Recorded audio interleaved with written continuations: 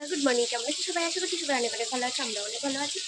তো আজকে হচ্ছে সোমবার আর এখন বাজে হচ্ছে সকাল 9:43। এখন থেকে আমি আজকে আমার ভিডিওটা শুরু করছি। মুখ না ঘেমে গেছে, তো প্রচুর চুল কাটছে। তো একটু প্লিজ অ্যাভয়েড করো। ঘরে রিভু বসে বসে বাবার ফোনে কার্টুন দেখছি, কারণ বাবা ঘুমাচ্ছে।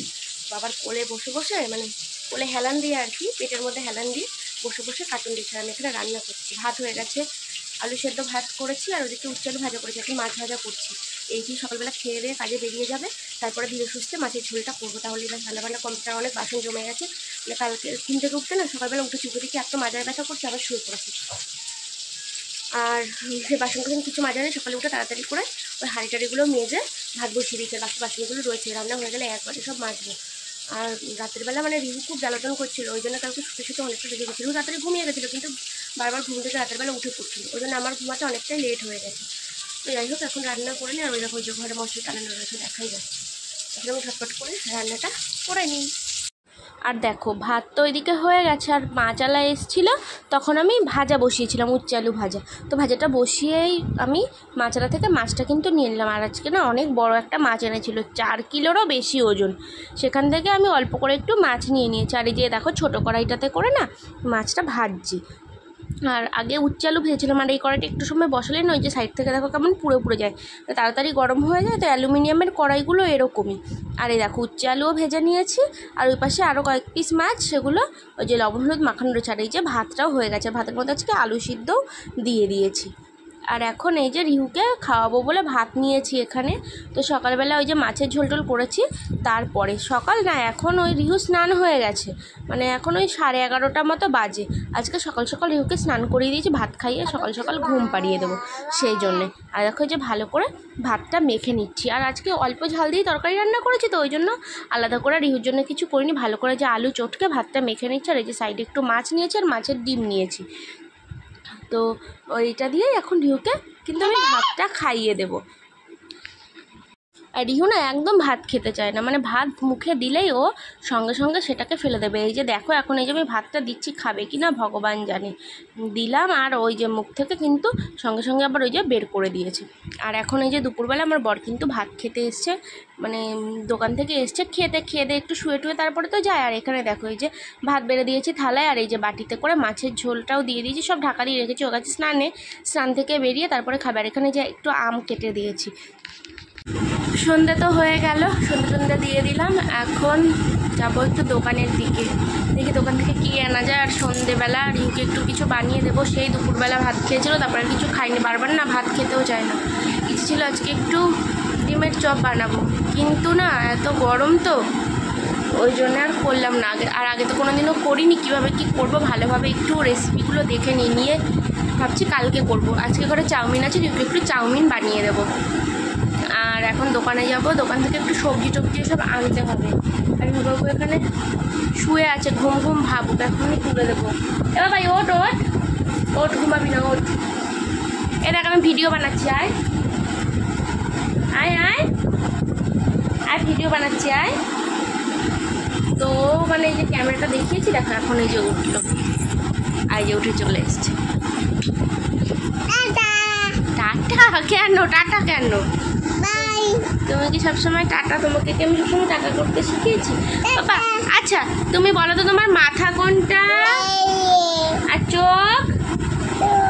হ্যাঁ, আর কান? কান কোথায়? কান কোথায় তোমার? কান টাটা পরে করবে, আগে কানটা দেখিয়ে দাও। আচ্ছা তোমার নাক দেখো, নাক কোনটা?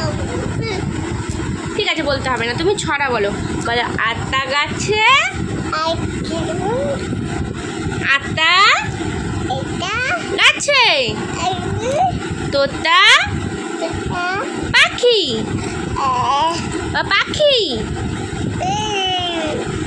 পাখি বলো।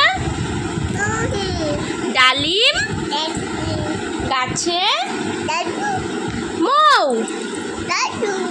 মৌ বলো, মৌ। ও বলবে না এখন, ওর মানে টাটা দিতে ইচ্ছা করছে, এখন টাটাই করবে, এখন কিছু বলবে না। পরে যখন বলবে তখন আমি সেটা ভিডিও করে রাখবো, সেটা তোমাদের সাথে শেয়ার করবো। তো এখন যাই, দোকানে যাব আর ফোনটাকে একটু চার্জে বসিয়ে রেখে দেবো। ওরে বাবা ওরে বাবা ওরে বাবা, দেখো ক্যামেরাটা অফ করার জন্য ব্যস্ত হয়ে গেছি। তারপরে আমি অফ করে দিই, নাহলে আবার ভিডিওটাই দেখা গেলো ডিলিট হয়ে যাবে। আর এদিকে দেখো এই যে বাজার নিয়ে এসে ব্যাগ ভর্তি করে, আজকে তো সোমবার আর হাটবার ছিল, সেই জন্য এখন বাজার নিয়ে এসছে, তো বাজার বের করছি এখন। দেখো এক এক করে এই যে ফুলকপি, বাঁধাকপি, আর প্রথমে বের করলাম হচ্ছে 2 প্যাকেট পাঁপড়। তো অনেক দিন পাঁপড় আনা হয় না বাড়িতে, আর পাঁপড় ভাজাও খাওয়া হয় না, বহুদিন হয়ে গেল। দেখো ফুলকপি বাঁধাকপি, এখন গরমের সময় ফুলকপি বাঁধাকপি নিয়ে এসছে, তো যাই হোক নিয়ে এসছে, অনেক দিন খাওয়া হয় না, ভালোই হবে। আর এই যে একাটি ডাঁটা নিয়ে এসছে, তো শাকগুলো একদম ভালো না ডাঁটার, ওই জন্য খাওয়া যাবে না। নিয়ে এসছে ব্রাহ্মী শাক, তারপরে কুলেখাড়া শাক, সব কিছু নিয়ে এসছে। কুলেখাড়া শাক দিয়ে আমি আর কি রস করে দিই আমার বরকে সকালবেলা করে, তো ওটা সকালবেলা খায়। আর এদিকে কচুলতি নিয়ে এসছে একাটি, আর এদিকে কিন্তু আলু ছিল না, আলু আনতে বলেছিলাম, আলু নিয়ে এসছে।